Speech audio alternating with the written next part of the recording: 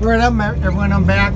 Give this cyclist a chance to get down that little downhill. I didn't want to slam on the brakes in front of him, so anyways, here we go. We'll get this Jeep up to speed, and I'll do an emergency stop and see how good this thing stops.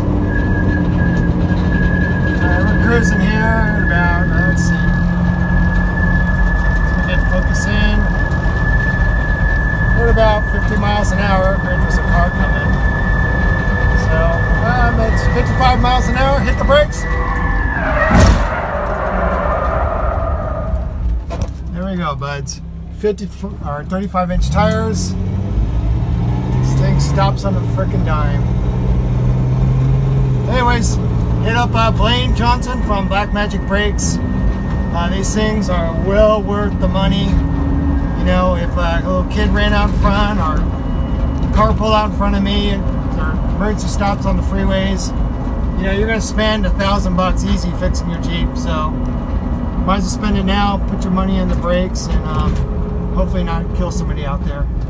Anyways, that's it for my review.